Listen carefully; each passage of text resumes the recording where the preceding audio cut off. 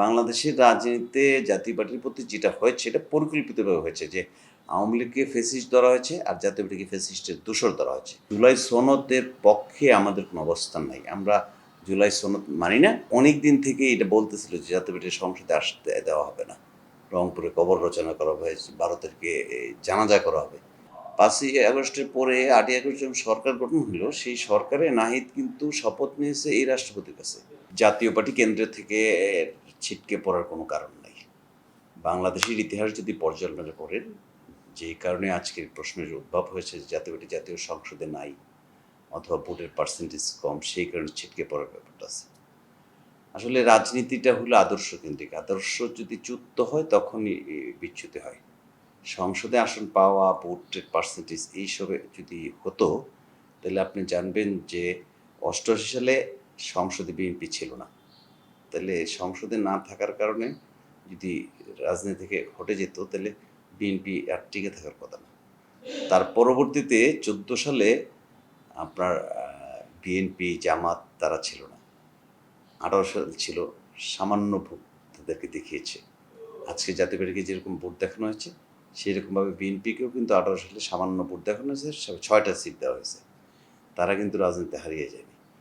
জাতীয় পার্টি যেই প্রেক্ষাপটে বলছেন যে এই 26-এর নির্বাচনে জাতীয় পার্টির ভোট এবং আসন নিয়ে জাতীয় পার্টির কেন্দ্রীয় রাজনীতি থেকে সরে যাবে কিনা, আসলে এইটার কোনো সুযোগ নাই। আমরা সংগঠনকে বোঝাচ্ছি এবং আমাদের যে রাজনীতি পল্লীবন্ধু হুসাইন মোহাম্মদ এরশাদের 9 বছরের শাসন, আমরা শুক্রবারে ছুটি করেছি, মসজিদ মাদ্রাসার বিদ্যুৎ বিল মকুব করেছিলাম, আমরা উপজেলা করেছি। এরকম অসংখ্য কাজ আমাদের আছে, যে কাজগুলা আপনার জাতীয় পার্টিকে টিকিয়ে রেখেছে এবং আমাদের রাজনীতিটা গ্রাম এবং শহরের মধ্যে আমাদের রাজনীতির ভিত হিসেবে কাজ করছে। এটি যতদিন আমাদের রাজনীতির ভিত আছে, আদর্শ আছে, ততদিন পর্যন্ত জাতীয় পার্টি টিকে থাকবে। এই দেশে আওয়ামী লীগ বাংলাদেশের সংসদে একটা আসন পায় না, এরকম ইতিহাস আছে। 88 সালে বিএনপিও পায়নি, 14 সালে আবার বিএনপি পায় নাই, জামাত পায় নাই। তাহলে তারা তো আর ওইভাবে বিচ্যুত হয়নি। তাই আমি মনে করি যে জাতীয় পার্টির আসন না পাওয়ার কিছু মানে জনগণ যে ইয়া করছে সেটা না, এটা এখন কিছু মেকানিজম হয়েছে, ইলেকশন ইঞ্জিনিয়ারিং হয়েছে, যেটা আপনি দেখবেন যে জাতীয় পার্টির ভোটের পার্সেন্টেজ 1%-এর নিচে নামিয়ে দেওয়া হয়েছে। এটা অনেক দিন থেকে এটা বলতেছিল যে জাতীয় পার্টির সংসদে আসতে দেওয়া হবে না, রংপুরে কবর রচনা করা হবে, 12 তারিখে জানাজা করা হবে। এগুলোর প্রতিফলন এটা। এবং এটাকে খুব সুস্পষ্টভাবে আমাদের প্রতি ইলেকশন ইঞ্জিনিয়ারিং করে আমাদের সিটগুলোকে কেড়ে নেওয়া হয়েছে, আমাদের ভোটের পার্সেন্টেজ কমিয়ে দেওয়া হয়েছে। আপনি যদি এই ভোটের 26-এর ভোটের ফলাফলের পরে রাজনৈতিক দলগুলোর মন্তব্য শুনেন, তাহলে জামাত সহ 11টা দল কিন্তু তাদের প্রায় 70টা আসনে তাদের ইলেকশন ইঞ্জিনিয়ারিং হয়েছে, তাদেরকে ফেল করে দেওয়া হয়েছে, এরকম অভিযোগ এনেছে। ইভেন যেই দল সরকার গঠন করলো বিএনপি, তার দলের প্রার্থী রংপুর 4 আসনের, সেও কিন্তু বলছে যে তাকে ইলেকশন ইঞ্জিনিয়ারিং করে ফেল করে দেওয়া হয়েছে, সে ভোট পেয়েছিল, জনগণ তাকে ভোট দিয়েছিল। যে বাংলাদেশের রাজনীতিতে জাতীয় পার্টির প্রতি যেটা হয়েছে এটা পরিকল্পিতভাবে হয়েছে যে আওয়ামী লীগকে ফেসিস্ট ধরা হয়েছে আর জাতীয় পার্টিকে ফেসিস্টের দোসর ধরা হয়েছে। অনেক 5ই আগস্টের পর থেকেও বলতেছিল যে ফেসিস্ট এবং ফেসিস্টের দোসর বাংলাদেশের কোনো অবস্থান হবে না, এবং এইটা যাতে না হয় এই জন্য অন্তর্বর্তীকালীন সরকারের প্রধান সহ অন্যান্যরা সুস্পষ্টভাবে একটা মেকানিজম করে জাতীয় পার্টিকে এই জায়গা থেকে সরিয়ে দেওয়া হয়েছে, যাতে সংসদে না যেতে পারে। জাতীয় পার্টির এখনও অন্তত 20-25টা সিট আছে যেখানের মধ্যে জাতীয় পার্টি 3 প্রতীক 4 প্রতীকের সাথে লড়াই করে আপনার বিজয় আনার মতো। সেখানে 3000-2000 ভোট দেখানো মানে হলো এই জায়গায় ইঞ্জিনিয়ার্সের সুস্পষ্ট। জাতীয় পার্টি বর্তমানে খণ্ডবিখণ্ড হচ্ছে, এটা ঠিক না। আওয়ামী লীগ আমাদের খণ্ডবিখণ্ডের যাত্রা শুরু করেছে। 96 সালে আমাদের মহাসচিব ছিল যোগাযোগ মন্ত্রী আওয়ামী লীগ সরকারের, তাকে দিয়ে প্রথম আনোয়ার মঞ্জু, মিজানুর রহমান চৌধুরী একটা দল ভাঙলো, তারপরে আবার নাজির রহমান মঞ্জু ভাঙলো। এইটা আমরা 90-এর দশক থেকেই এই দল ভাঙাটা আমাদের মধ্যে এসেছে। সর্বশেষ একটা দল ভাঙা হয়েছে।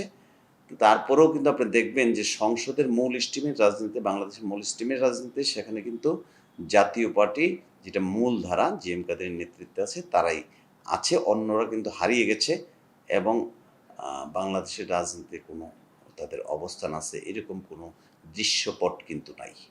কাজেই আমি মনে করি না যে জাতীয় পার্টি ওইভাবে আছে, এবং জাতীয় পার্টির নামে কিন্তু আপনি নিবন্ধন যদি নির্বাচন কমিশন দেখেন, খোঁজ করেন, তাহলে জাতীয় পার্টির নামে একটা দলই শুধুমাত্র নিবন্ধিত আছে, যেটা JM কাদের চেয়ারম্যান। আর অন্য দল কিন্তু জাতীয় পার্টির নামে নাই, বিজেপি, জেপি, বিভিন্ন ব্র্যাকেটের নামে আছে।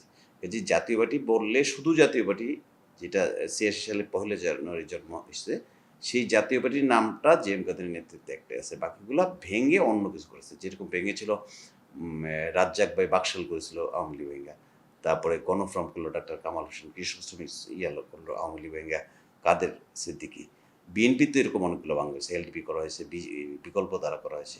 তো এই ভাঙনের রাজনীতি বাংলাদেশে সব দলগুলোতে আছে। ইভেন জামাতে ইসলামের মতো দলও কিন্তু ভাঙে এবি পার্টি হয়েছে মঞ্জুর নেতৃত্বে, ফুয়াদের নেতৃত্বে এখন যেটা আছে। আপনি কমিউনিস্ট পার্টি ভেঙেছে, আপনি জাসদ ভেঙেছে, দিলীপ বড়ুয়ার দল যেটা সমাজবাদী দল সেটা ভেঙেছে, তারপরে ওয়ার্কার্স পার্টি ভেঙেছে, একটা মেনন ভাইয়ের সাথে আছে, একটা সাইফুল ভাইয়ের সাথে আছে। তো বাংলাদেশের রাজনীতিতে ভাঙনের যে ইয়েটা, এটা শুধুমাত্র জাতীয় পার্টির ক্ষেত্রে এরকম না, আওয়ামী লীগ, বিএনপি, বাম, ডান, মধ্যপন্থী, সবপন্থীদের, ইসলামপন্থী সবপন্থীর দলই কিন্তু অসংখ্যবার ভেঙেছে। খেলাফত মসজিদ ভেঙেছে, খেলাফত আন্দোলন ভেঙেছে। তো কোন দলটা ইনটেক আছে, আমি তো এটা এইরকম একটা দল আপনি বলতে পারেন কি জানি না, আমি বলতে পারি না যে এই দলটা জন্মের পরে ভাঙে নাই। ইভেন নুরুর দলও ভাঙিস, হ্যাঁ, অথবা দলচ্যুত হয়েছে। তো এইটা আমাদের দেশের কালচার। বাংলাদেশের রাষ্ট্রপতি সংসদের প্রথম অধিবেশন বসার পরে একটা বক্তব্য দেয়, এটা রেওয়াজ।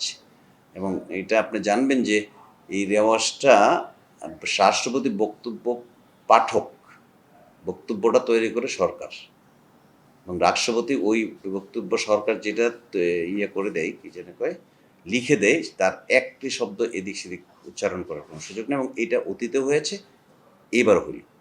সেই ক্ষেত্রে জামাত সহ এনসিপি সহ যে জোটটা যারা ইয়ে করছে, কি যেন কয়, অধিবেশন বর্জন করেছে, বর্জনটা স্বাভাবিক জিনিস, এটা কোনো ইয়ে না। কিন্তু যেই ইস্যুতে বর্জন করেছে, রাষ্ট্রপতির উপস্থিতির কারণে, বক্তব্য দেওয়ার কারণে, এটা করার কোনো সুযোগ নেই। কারণ 5ই আগস্টের পরে 8ই আগস্ট যখন সরকার গঠন হলো, সেই সরকারে নাহিদ কিন্তু শপথ নিয়েছে এই রাষ্ট্রপতির কাছে। আপনি শপথ নিতে পারবেন একজনের কাছে, নিয়ে পদে অধিষ্ঠিত হয়ে পদের কার্যকলাপ করতে পারবেন। আর উনি নিয়মতান্ত্রিকভাবে, সাংবিধানিকভাবে সংসদের যে রেওয়াজ, সেই রেওয়াজ অনুসারে রাষ্ট্রপতি বক্তব্য দেওয়াটা নিয়ম, সেখানে আপনি থাকবেন না। এটা আমার মনে হয় যে দ্বৈত একটা ভূমিকা। এবং জামাত ইসলামও কিন্তু 8 তারিখের রাষ্ট্রপতি যে তৎকালীন অন্তর্বর্তীকালীন সরকারকে শপথ গ্রহণ করালেন, সেখানের মধ্যে জামাত ইসলামও উপস্থিত ছিলেন, তাদের নেতারাও উপস্থিত ছিল।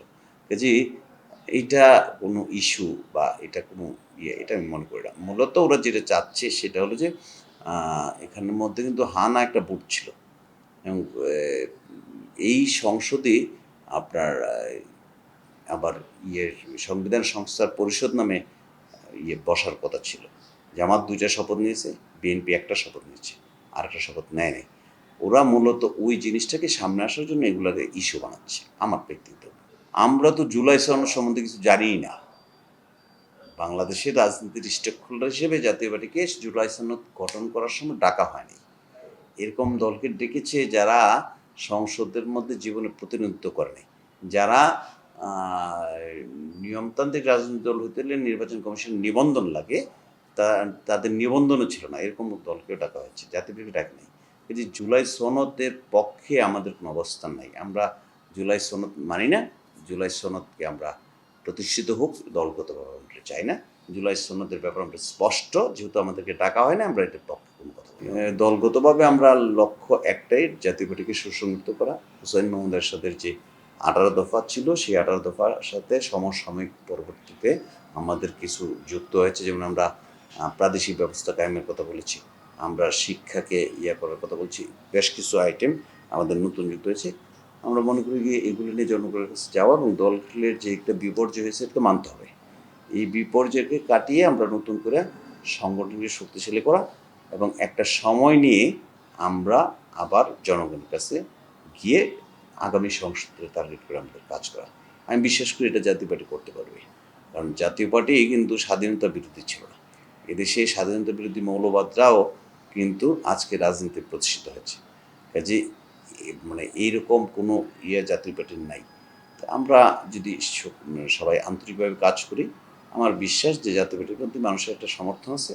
এই সমর্থনটা কিছু ঘাটতি হয়েছে বিভিন্ন কারণে।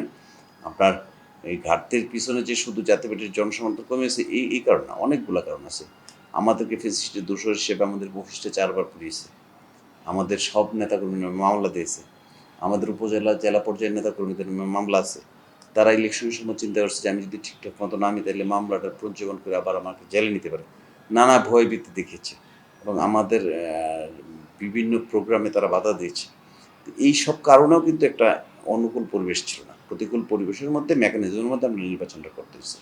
আমি মনে করি যে আগামীতে এটা থাকবে না এবং দেশের রাজনীতিতে মুক্তিযুদ্ধের সপক্ষের যে শক্তিটা আছে, যে প্রগতির শক্তিটা আছে, তারা যদি ঐক্যবদ্ধ হয়, আমার বিশ্বাস যে আগামীতে জাতীয় পার্টি এবং মুক্তিযুদ্ধের সপক্ষের শক্তি এই দেশে রাজনীতি ভালো করবে এবং একটা ভালো সংগঠন দ্বারা করবে।